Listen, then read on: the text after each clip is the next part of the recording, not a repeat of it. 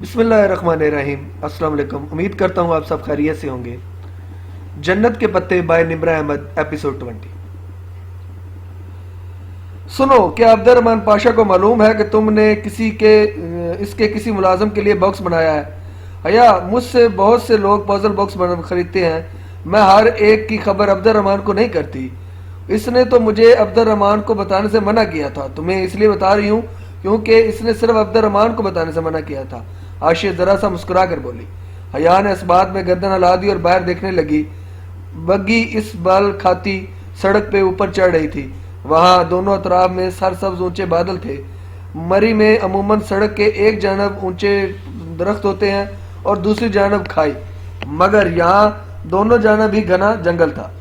بالآخر ایک جگہ بگی بان نے بگی روک دی، عائشہ نیچے اتری اور بگی کے پیچھے مرصع صندوق سے اوزاروں کا بھاری تھیلا نکالا۔ حیا اور بہارے بھی اس کے پیچھے اتر آئیں اور اب آگے انہوں نے پیدل چلنا تھا۔ تم چل لو گی؟ عائشہ نے تھیلا اٹھاتے ہوئے ذرا فکر مندی سے اسے دیکھا۔ ہاں، میں بہتر محسوس کر رہی ہوں، اس نے دھیمی مسکراہٹ کے ساتھ عائشہ کو تسلی دی۔ بہارے سب سے آگے اچھلتی کودتی، ذرا لہک لہک کر کچھ گاتی چل رہی تھی۔ کائنات وہ ہے جسے تو نے بنایا، وہ سیدھا راستہ وہ ہے جسے تو نے دکھایا، بس تو قدموں کو پھیر دے اپنی رضا کی طرف، اے بلندیوں کے رب۔ وہ ایک عربی گیت گنگناتی ادھر ادھر پودوں پہ ہاتھ مارتی چل رہی تھی۔ عائشہ اس کے عقب میں تھی اور سب سے پیچھے حیا تھی، جو اپنے سفید میکسی کو دونوں پہلوؤں سے اٹھائے سہج سہج پتھروں پہ پاؤں رکھ رہی تھی۔ وہاں ہر سو سرخ صنوبر اور بیول کے درخت تھے، کچھ ایسے درخت بھی تھے جن کو وہ نہیں پہچانتی تھی۔ سرخ اور جامنی پھولوں کی جھاڑیاں بھی جا بجا تھیں۔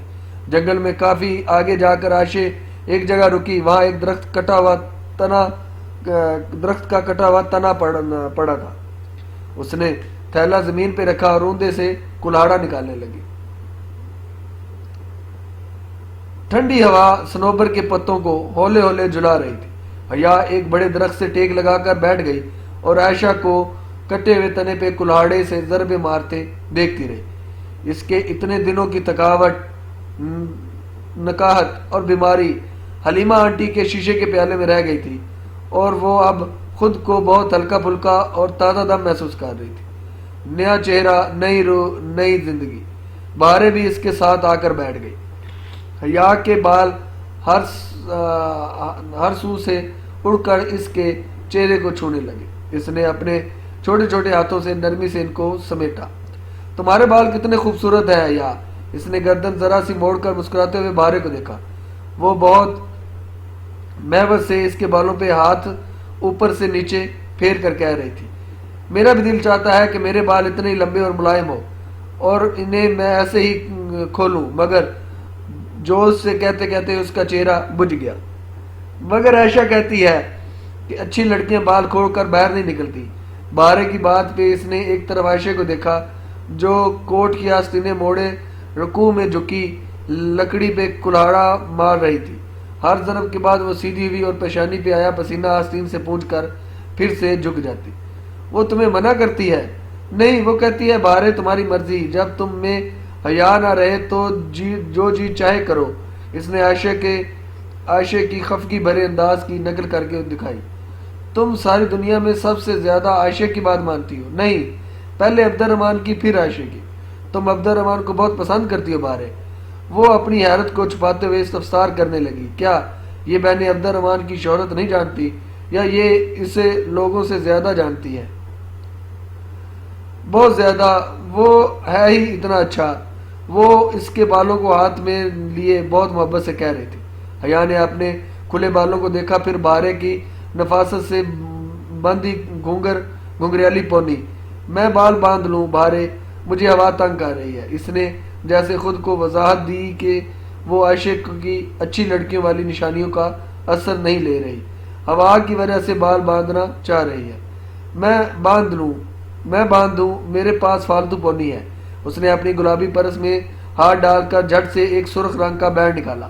حیا نے ذرا سا رخ موڑ دیا۔ بہارے اس کی پشت پہ گھٹنوں کے بل اونچی ہو کر بیٹھ گئی اور اوپر نرم ہاتھوں سے اس کے بال سمیٹنے لگی۔ حیا نے آنکھیں بند کر لی. عثمانی سلطنت کی شہزادیاں تمہاری طرح خوبصورت وہ ہوں گی. حیا ہے نا. وہ نرمی سے اس کے بالوں میں انگلیاں چلاتی اس کی ایک ڈھیلی سی چوٹی بنا رہی تھی. بینڈ باندھ کر اس نے چوٹی حیا کے کندھے پہ آگے کو ڈال دی. حیا نے اپنی موٹی سیاہ چوٹی پہ ہاتھ پھیرا اور گردن موڑ کر ممنونیت سے بہارے کو دیکھا. میری اماں کہتی ہے کہ میں اتنی خوبصورت نہیں لگتی. اگر میں آپ اپنی گرومنگ پہ اتنی محنت نہ کرتی تمہارا اور عائشہ کا شکریہ، ورنہ میرے بال نہ بچ پاتے. دوست کس لیے ہوتے ہیں؟ بہارے نے مسکرا کر شانے جھکائے. اس نے اور عائشہ نے کن جوکھوں سے اس کے بال سے ویکس اتاری تھی یہ روداد بہارے اسے سنا چکی تھی.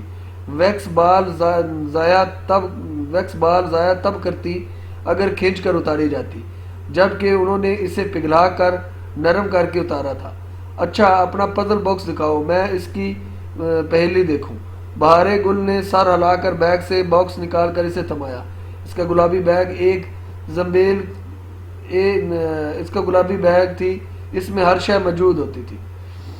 بہارے تم نے حیا کا گفٹ نہیں بنایا. عائشہ نے ہاتھ روک کر رکوع میں جھکے سر اٹھا کر خفگی سے اپنی بہن کو دیکھا. او ہاں وہ میں ابھی آئی. بہارے ماتھے پہ ہاتھ مارتی اٹھی اور بڑے تھیلے میں سے ایک خالی ٹوکری نکالی اور درختوں کے درمیان اچھلتی پھدکتی آگے بھاگ گئی. عائشہ واپس کام میں مصروف ہو گئی. حیا سر تنے سے ٹکائے باکس کو چہرے کو سامنے لا کر دیکھنے لگی. اس کے ڈھکن پر انگریزی میں چند فقرے کندے تھے جو شاید ایک نظم تھی. A creamy eye in silver chest, sleep in the salty depth, rises from the prison game, shines as its veil in slave. Puzzle box کے کوڈ بار میں 5 چوکٹھے بنے ہوئے تھے. حیا نے 3-4 دفعہ اس نظم کو پڑھا تو اسے وہ 5 حرفی لفظ سمجھ آ گیا جو اس باکس کی کنجی تھا. پہلی آسان تھی مگر ظاہر ہے وہ بہارے کو جواب نہیں بتا سکتی تھی اور بہارے کا تحفہ تھا اور اسے خود ہی کھولنا تھا. مگر کون لکھتا ہے یہ نظمیں، یہ پہلیاں؟ باکس گود میں رکھے اس نے آنکھیں موند لی. اس کا جسم کا سارا درد دھیرے دھیرے غائب ہو رہا تھا. ہر سو میٹھی نیند تھی. بہت دنوں بعد اسے پرسکون سا لگ رہا تھا. وہ حلیمہ آنٹی کی باتوں کو سوچتی، اپنے حل ہوتے ہوئے مسئلوں کو یاد کرتی. کب سو گئی اسے پتہ ہی نہ چلا. جب اس کی آنکھ کھلی تو وہ ایک جنگل میں اکیلی تھی. عائشہ اور بہارے وہاں نہیں تھی. وہ ہڑبڑا کر اٹھی. عائشہ اور بہارے، وہ متوش انداز میں ان کو پکارتی درختوں کے درمیان آگے کو بھاگی. حیا ہم ادھر ہیں، عائشہ نے کہیں آگے قریب سے پکارا. وہ آواز کا تعاقب کرتی اس گھنے جھنڈ تک آئی تو دیکھا عائشہ ان درختوں کے پاس کلاڑا پکڑے کھڑی تھی اور عائشہ ساتھ ہی بہارے زمین پہ بیٹھی تھی، کٹا تنا ساتھ ہی رکھا تھا. تم سو گئی تھی تو مجھے لگا ہماری آوازیں تمہیں ڈسٹرب نہیں کریں، سو ہم سب کچھ ادھر لے آئے. خیر تھی عائشہ. اس نے خفت سے ان دونوں کو دیکھا. تنا، لکڑیاں اور اوزار، ہر چیز بنا آواز پیدا کیے وہاں سے لے گئی تھی. وہ بھی صرف اس کے خیال سے. اسے ان 2 پریوں کی طرح معصوم لڑکیوں پہ بے حد پیار آیا. تو تم بتاؤ تمہاری طبیعت کیسی ہے؟ بہت بہتر. وہ بہارے کے ساتھ خشک گھاس پہ بیٹھ گئی. بہارے کی گود میں سفید پھولوں کی لڑی رکھی تھی اور دونوں ہاتھوں میں ایک موٹی سی ٹہنی پکڑے اس کے دونوں سرے ملا کر ان کو باندھ رہی تھی، یوں کہ وہ ایک گول سا سبز رنگ بن گیا ہو. تم کیا کر رہی ہو؟ تمہارا گفٹ بنا رہی ہوں. تمہیں پہلی سمجھ میں آئی؟ فوراً ہی آ گئی تھی. بہت آسان تھی. وہ کم از کم اس کے لیے اسے کسی فلاسفر کے گدھوں کتوں والے اقوال زری نہیں پڑھنے پڑے تھے. عائشہ کی بھی یہ سمجھ میں آ گئی تھی مگر یہ مجھے نہیں بتاتی. ٹھیک کرتی ہے، یہ تمہارا تحفہ ہے اور تمہیں خود نکالنا چاہیے. تحفہ خوشی کے لیے ہوتا ہے. اگر تم اسے خود بوجھ کر نکالو گی تو تمہیں اصلی خوشی ہوگی، ورنہ توڑ کر بھی نکال سکتی ہو. عائشہ نے کہا. عائشہ ٹھیک کہہ رہی ہے. ویسے یہ پہلیاں کون لکھتا ہے؟ عبد الرحمن کے پاس ہر کام کے لیے بہت سے بندے ہوتے ہیں. اس نے کسی سے لکھوائی ہوگی. بہارے نے شانے چکا کر کہا. گویا عبد الرحمن سے بہت محبت اور عقیدت کے باوجود اس کا خیال تھا کہ وہ اس نے خود نہیں لکھی تھی تو پھر شاید ڈولی نے. بہارے بہت مہارت سے سفید پھولوں کی لڑی کو سبز ٹہنی پہ لپیٹ رہی تھی، یہاں تک کہ سبز رنگ اور ایک سفید پھولدار حلقے میں تبدیل ہو گیا. اس نے دونوں ہاتھوں سے وہ تاج حیا کے سر پر رکھا۔ بہار گل اور عائشہ گل کی طرف سے اس کے انداز پر کام کرتے عائشہ نے مسکرا کر اسے دیکھا۔ بہار گل اور عائشہ گل کا بہت شکریہ، اس نے مسکراتے ہوئے سر پہ تاج پہنے تاج کو چھوا۔ مری میں ایسے تاج باکثرت ملتے تھے، مگر ان میں سے کوئی تاج اتنا خوبصورت نہ تھا، کوئی تاج اتنا خوبصورت ہو بھی نہیں سکتا تھا۔ بہار اب پزل باکس اور سوئی دھاگا احتیاط سے اپنی گلابی زنبیل میں رکھ کر عائشہ کے ساتھ کام کروانے لگ گئی تھی۔ اس نے بھی اٹھنا چاہا مگر عائشہ نے روک دیا۔ تم مہمان ہو اور تمہاری طبیعت بھی ٹھیک نہیں ہے، جب ٹھیک ہو جاؤ گی تو کروا لینا۔ پھر کام ختم کر کے بہارے نے چٹائی بچھائی اور بڑی باسکٹ سے پانی کی بوتل نکال کر حیا اور عائشہ کے ہاتھ دھلائے، پھر لنچ باکسز کھول کر چٹائی پہ رکھنے لگی۔ یہ تلی ہوئی مچھلی ہے، یہ سلاد ہے اور یہ مرغابی کا سالن ہے۔ کھانا ابھی تک گرم تھا، اس کی خوشبو بہت اشتہا انگیز تھی۔ اسے یاد تھا شروع میں وہ اور ڈی جے ترک کھانے سے کتنی متنفر ہو گئی تھی، مگر چند ہی روز بعد ان کو ترک کھانے سے اچھا کھانا کوئی نہیں لگتا تھا۔ یوں سنسان جنگل میں درختوں کے بیچ زمین پہ بیٹھے ٹھنڈی سی دوپہر میں وہ اس کا پہلا کھانا تھا۔ استنبول کی چہل پہل اور ہنگامہ خیز زندگی سے دور ایک تنہا جزیرے پہ جہاں وہ خود کو فطرت سے زیادہ قریب محسوس کر رہی تھی۔ کھانا کھا کر چیزیں سمیٹ کر وہ لکڑیوں کو چھوٹے چھوٹے گٹھے سروں پہ اٹھائے ڈھلان سے اتر کر واپس بگی تک آ گئی۔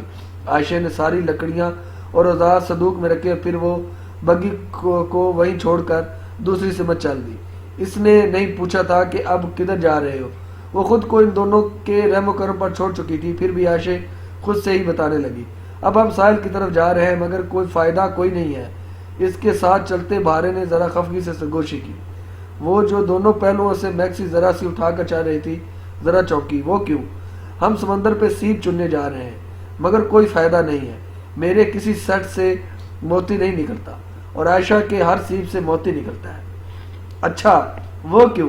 عبد الرحمن کہتا ہے کہ عائشہ کے سیپ سے موتی اس لیے نکلتے ہیں کیونکہ وہ ہمیشہ سچ بولتی ہے۔ نہیں تو کوئی پیمانہ نہیں ہے؟ نہیں، یہ کوئی پیمانہ نہیں ہے۔ بہارے کے سیپ سے موتی اس لیے نکلتے کیونکہ بہارے ہمیشہ اللہ سے بڑا گمان رکھتی ہے۔ جس دن بہارے اچھا گمان رکھے گی اس دن موتی نکل آئے گی۔ وہ ایک دفعہ تو موتی نکلا بھی تھا۔ آگے چلتی عائشہ نے گردن موڑے بغیر کہا۔ اس کی آخری بات پہ حیا نے سوالیہ نگاہوں سے بہارے کو دیکھا تو اس نے اس بات میں گردن ہلا دی۔ ہاں بس ایک ہی دفعہ موتی نکلا تھا، سفید موتی، وہ بہت خوبصورت تھا، میں نے وہ عبد الرحمن کو گفٹ کر دیا۔ وہ اس کا کیا کرے گا؟ تم اپنے پاس رکھتی نا۔ جواباً بہارے نے ملال بھری، تم نہیں سمجھ سکتی۔ والی نظروں سے اسے دیکھا اور سر جھٹکا۔ ساحل کا یہ حصہ قدرے سنسان پڑا تھا، نیلے سمندر کی لہریں امڑ امڑ کر پتھروں سے سر پٹکتی اور واپس لوٹ جاتی۔ ساحل کی ریت گیلی تھی، اس پہ قطار میں بہت سے پتھر پڑے تھے۔ کراچی کا ساحل ریت والا ہوتا تھا مگر یہ ساحل پتھروں والا تھا۔ وہ چیزیں محفوظ جگہ پر رکھ کر جوتے اتار کر ننگے پاؤں چلتی پانی میں آ کھڑی ہوئی۔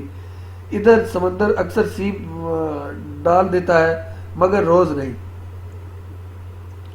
عائشہ پاؤں بھر پانی میں چلتی کہہ رہی تھی، لہریں امڑ کرتی اس سے ٹکراتی اور اسے گھٹنوں تک بھگو کر واپس چلی جاتی۔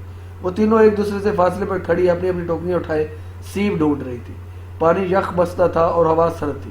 اس نے پلٹ کر دیکھا تو عائشہ اور بہارے ریت سے سیپ اٹھا کر اپنی ٹوکریوں میں بڑھ رہی تھی مگر اسے اپنے پاس کوئی سیپ نظر نہ آیا۔ وہ متلاشی نگاہوں سے پانی کے تہ تلے جھکتی ریت کو دیکھتی آگے بڑھ رہی تھی۔ تب ہی ایک تیز لہر آئی تو وہ لڑکھڑا کر پھسلی اور کمر کے بل ریت پہ جا گری۔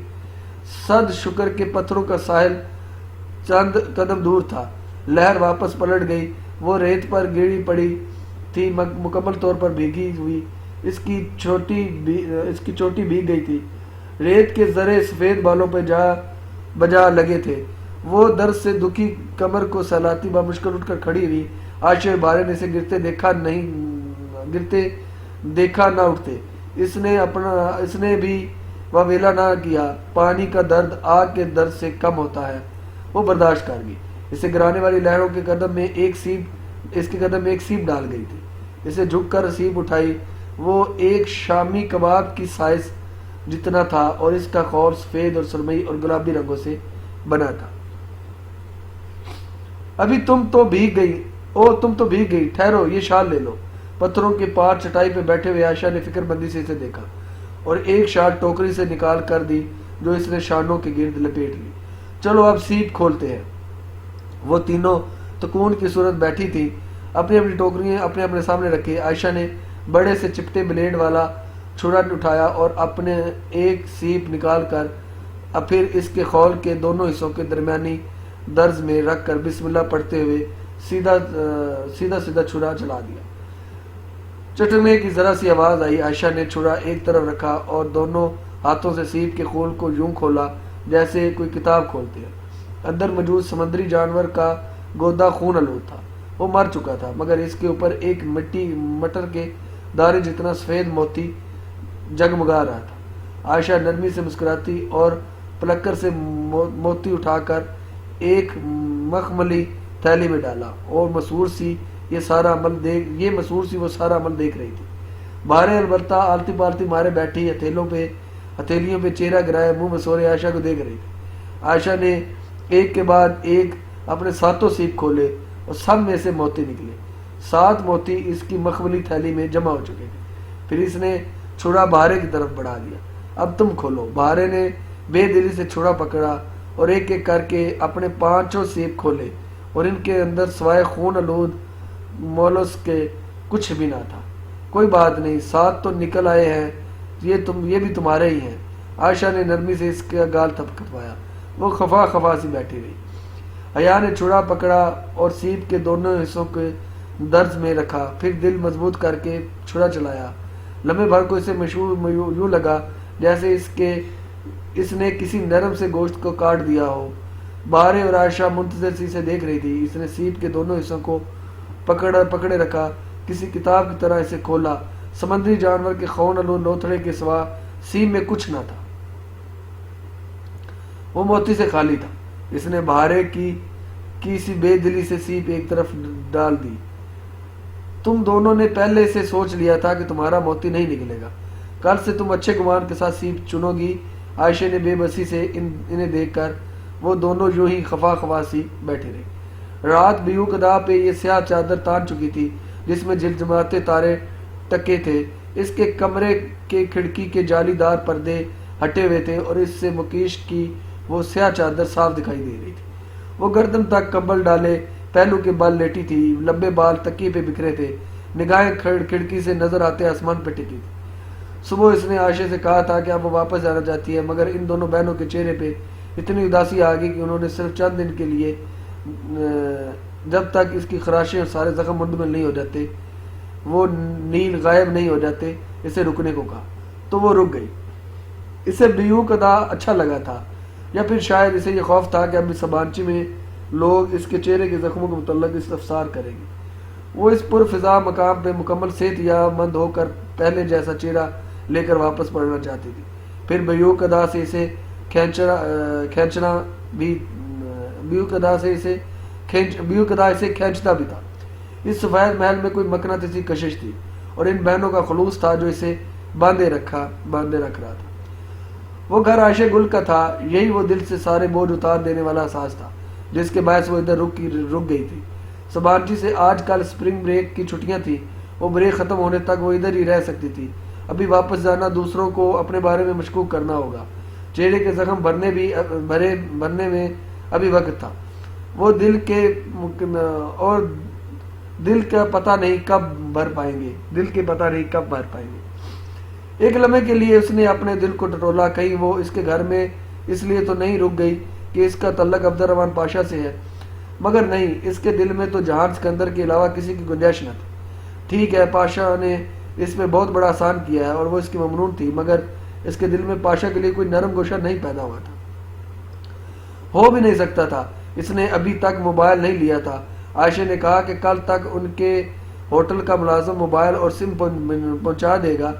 بل سمیت اس نے ابا سے کچھ پیسے عائشہ کے اکاؤنٹ میں منگوا لیے تھے تاکہ وہ اپنے اخراجات خود اٹھا سکے۔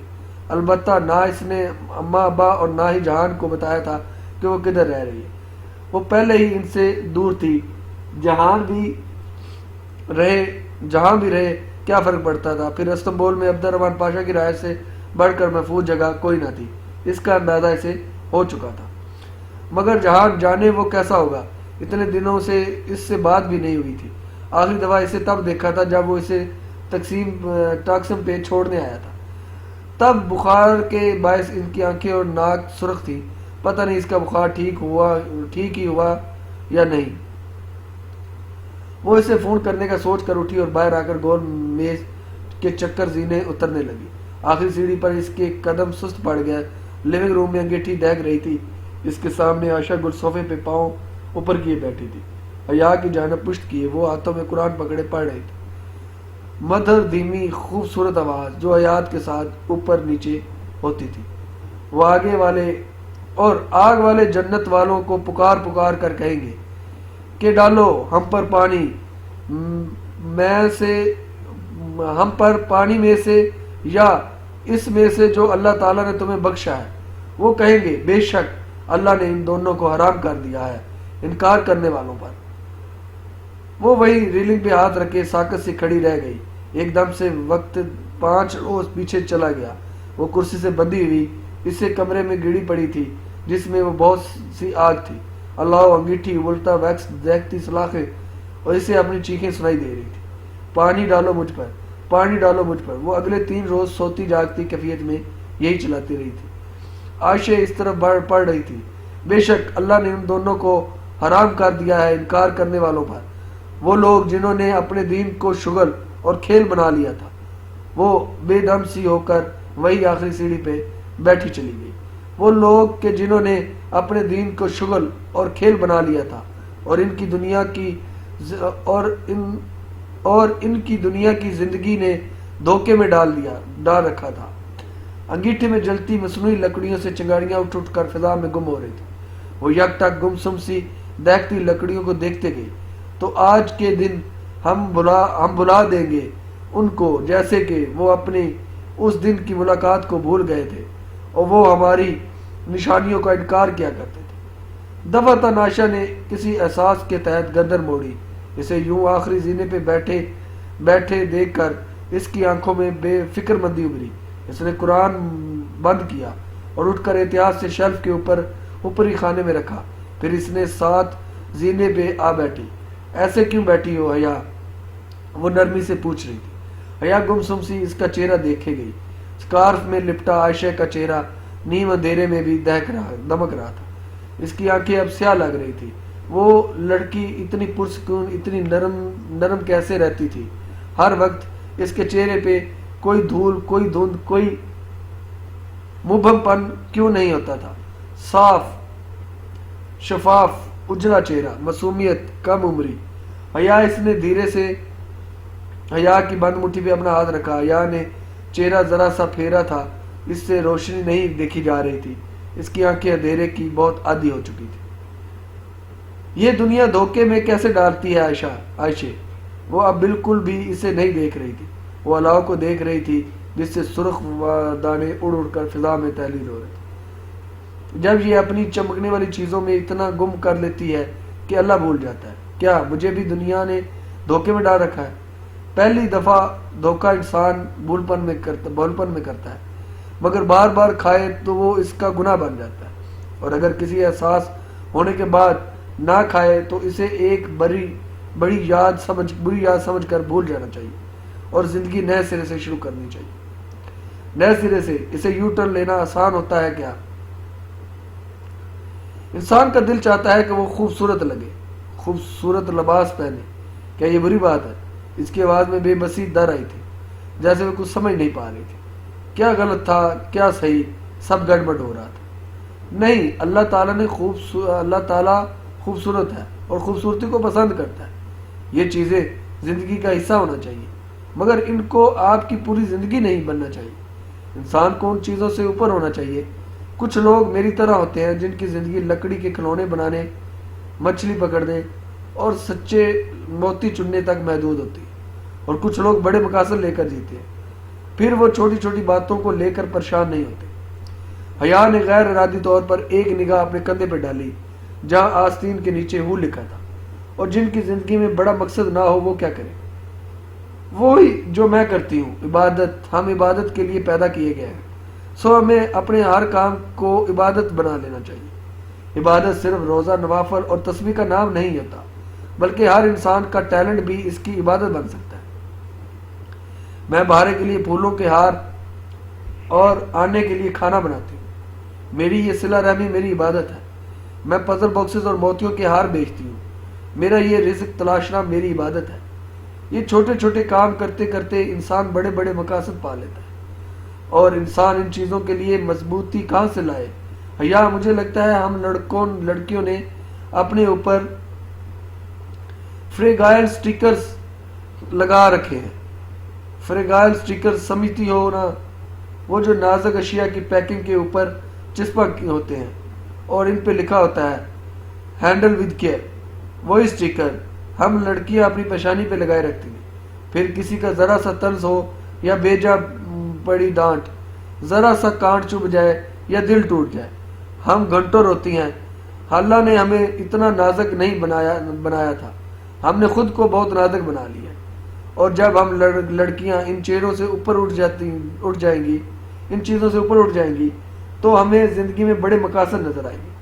عائشہ خاموش ہو گئی۔ اب لیونگ روم میں صرف لکڑیوں کے چٹکنے کی آواز آ رہی تھی۔ عائشہ گل، تم بہت پیاری باتیں کرتی ہو۔ وہ تھکان سے ذرا سا مسکرا کر بولی تو عائشہ دھیرے سے ہنس دی۔ تم بھی بہت پیاری ہو، یہ تو تم نے مربت میں کہا۔ جب عائشہ، اچھا عائشہ، میں کل سے تم دونوں کے کمرے میں سو جایا کروں، مجھے اوپر والے کمرے میں تنہائی محسوس ہوتی ہے۔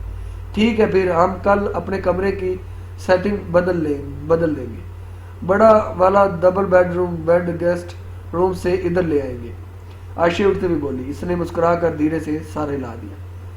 وہ جو بھی تھا، عائشہ کی باتیں اس کے دل کو بہت الجھا دیا کرتی تھی۔ وہ کبھی بھی زندگی میں ایسے تذ مذہب اور ششو پانی میں مبتلا نہیں ہوئی تھی جس سے اب گزر رہی تھی۔ اگلے روز اسے موبائل تو ہوٹل گرینڈ کے ایک ملازم نے سم سمیت لا کر دیا، مگر بیڈ وہ شفٹ نہ کر سکے کہ وہ کھل نہیں رہا تھا۔ انہوں نے یہ کام ایک دن کے لیے ملتوی کر دیا۔ سو رات کو جب وہ سونے لیٹی تو اوپر اپنے کمرے میں اکیلی تھی۔ آنکھیں بند کرتے ہوئے اس کے ذہن کے پردوں پر وہی رات دہکتی سلاخیں، بھڑکتا الاؤ چھانے لگا۔ وہ مضطرب سی اٹھ بیٹھی، اور رات اس کا پیچھا نہیں چھوڑتی تھی۔ اس کے مسئلے ختم ہونے کا نام ہی نہیں لیتے تھے۔ پہلے وہ سفید پھول اور پاشا کا توقب، اور اب یہ یادیں۔ اگر وہ اس روز اکیلی مسز عبداللہ کے گھر سے نہ نکلی ہوتی، اور اگر 5-6 ماہ قبل وہ اس چیریٹی لنچ پہ اس 5 سٹار ہوٹل میں نہ گئی ہوتی تو یہ مسئلے پیش نہ آتے۔ اس نے بہت اضطراب سے سوچا تھا۔ یقیناً پاشا اسی چیریٹی لنچ پہ مدعو ہوگا۔ اسے اس سفید محل میں جگہ جگہ پاشا اور آنے کی تصاویر اویزیں نظر آتی تھی۔ اب یہاں تک تو اسے عبدالرحمن پاشا کی شکل و صورت حفظ ہو چکی تھی۔ اس نے آنکھیں بند کر کے یاد کرنے کی صحیح کی۔ کیا اس نے اس لنچ پہ پاشا کو دیکھا تھا؟ اسے فون نمبر یاد نہیں ہوتے تھے کیونکہ وہ انہیں یاد رکھنے کی کوشش نہیں کرتی تھی۔ اس کے بچپن میں ہوتا تھا وہ ڈائری پہ نمبر لکھنے اور زبانی یاد کرنے کا رواج، مگر جب سے موبائل کلچر عام ہوا تھا اس نے فون بک میں نمبرز محفوظ کر کے انہیں یاد کرنا چھوڑ دیا تھا۔ البتہ چہرے، مناظر، چھوٹی چھوٹی جزیات، کپڑوں کے ڈیزائن پوری تفصیل کے ساتھ اسے یاد رہا کرتے تھے۔ اسے نہیں یاد تھا کہ اس نے پاشا کو اس لنچ پہ دیکھا۔ وہاں بہت سے لوگ تھے، وہ یقیناً وہاں ہوگا، مگر حیا کی نگاہ اس پہ نہیں پڑی ہوگی، ورنہ پاشا کی تصویر دیکھ کر اسے وہ چہرہ جانا پہچانا لگتا۔ اس لنچ پہ کوئی ایسی بات نہیں ہوئی تھی جو معمول سے ہٹ کر ہو، سوائے اس لڑکی کے جس کے ٹرے میں 4 کپ تھے۔ اس نے قدرے چمبے سے آنکھیں کھولی۔ اس سے وہ لڑکی کیوں یاد آئی تھی؟ حال میں نہیں، البتہ ہوٹل کی لابی سے ہو کر جب وہ ریسٹورنٹ سے گزر رہی تھی تب وہ اسے ملی تھی۔ حالانکہ حیا اسے نہیں جانتی تھی، مگر اس نے کہا کہ وہ اس سے یونیورسٹی میں مل چکی ہے۔ حیا کو ایسا کوئی واقعہ یاد نہ تھا، مگر وہ لڑکی مصر تھی کہ وہ مل چکی ہے۔ اس نے آنکھیں موند کر دوبارہ وہ منظر یاد کرنے کی صحیح کی۔ وہ زہرا کے ساتھ چلتی ہوئی جا رہی تھی کہ سامنے سے ٹرے میں 4 کپ لیے وہ دراز قد لڑکی چلتی ہوئی آئی، اور پھر اس کے تخیل میں مخل ہونے والی آواز فون کی تھی۔ اس نے کوفہ سے آنکھیں کھولی اور فون کو دیکھا۔ وہاں پاکستان کا نمبر لکھا آ رہا تھا۔ ابھی تو یہ نمبر اس نے کسی کو نہیں دیا تھا۔ پھر ہیلو، اس نے فون کان سے لگایا۔ حیا، میجر احمد ہیئر۔ وہی بھاری خوبصورت شائستہ آواز۔ اس نے گہری سانس لی۔ یہ لوگ اس کا پیچھا نہیں چھوڑیں گے۔ وہ جتنا ان کو پرے دھتکارے وہ اس کا سائے کی طرح تعاقب کرتے رہیں گے۔ کہیے کس لیے فون کیا ہے آپ نے؟ اس کی آواز میں خود بخود در آئی۔ یہ پوچھنا بے سود تھا کہ میجر احمد کو اس کا نمبر کیسے ملا، اور فون بند کرنا بھی بے سود تھا۔ وہ پھر فون کرتا ہی رہے گا، اسے کسی اور طرح سے اب اسے ڈیل کرنا ہوگا۔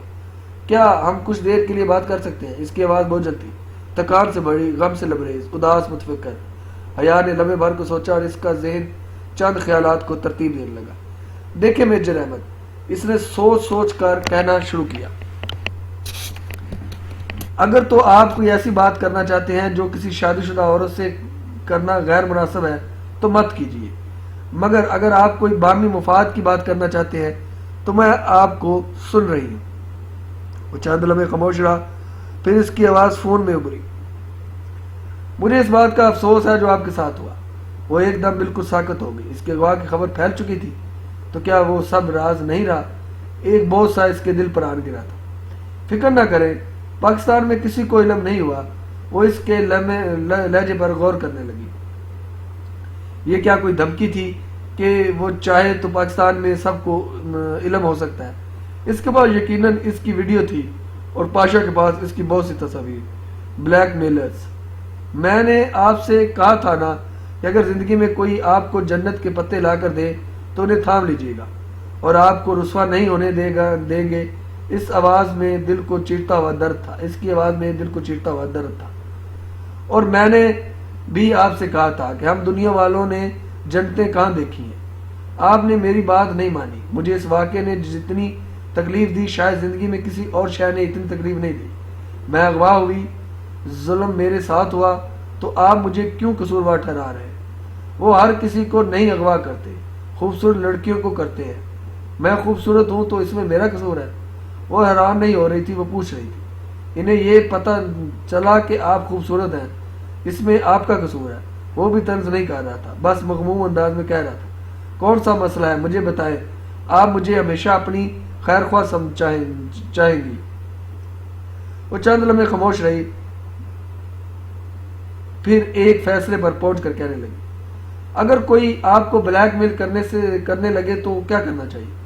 بلیک میلر ایک بے نتھے بیل کی طرح ہوتا ہے حیا، اس سے بھاگیں گے تو وہ آپ کا توقب کرے گا اور تھکا کر مار دے گا۔ سو اس سے کمر کر کے بھاگنے کی بجائے اس کا سامنا کریں اور آگے بڑھ کر اس کو سینگوں سے پکڑ دیں۔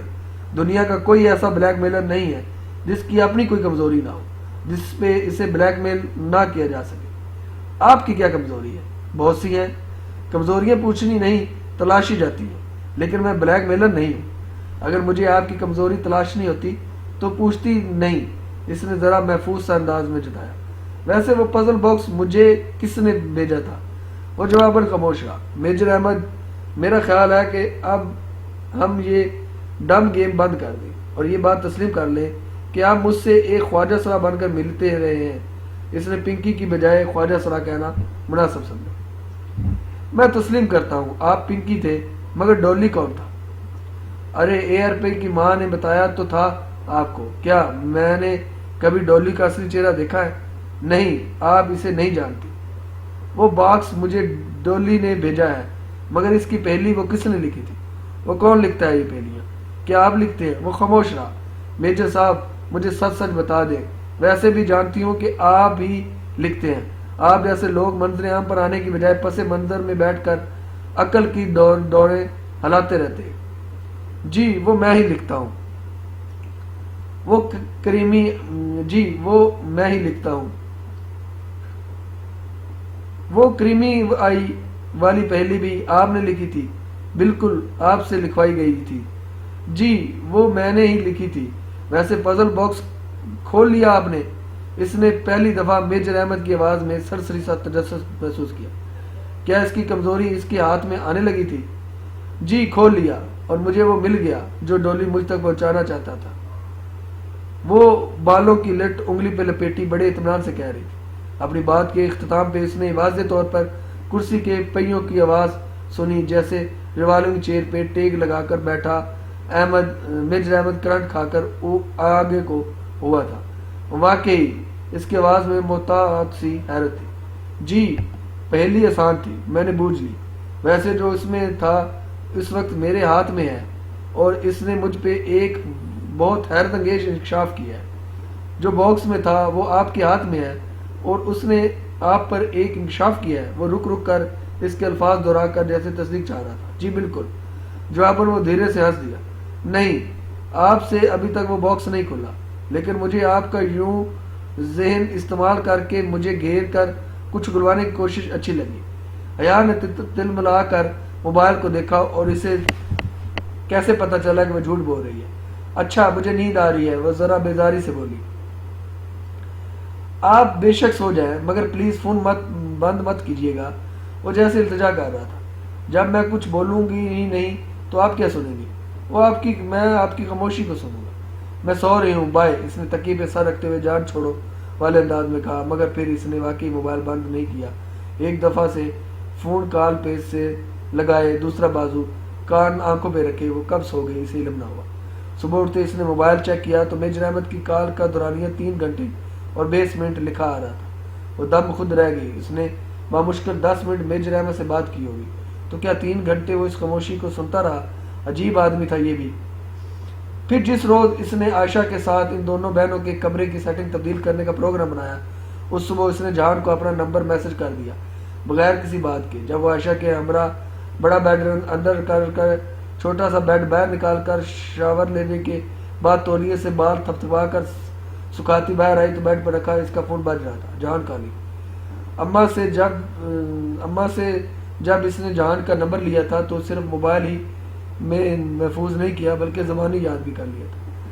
اگر کبھی دوبارہ السلام علیکم، اس نے ایک دل نشیں مسکراہٹ کے ساتھ فون کان سے لگایا۔ دوسری طرف سے تولیہ نرمی سے گیلے بالوں میں رگڑ رہی تھی۔ وعلیکم السلام، کیسی ہو؟ وہ بھی دوسری طرف سے جیسے بہت اچھے موڈ میں تھا۔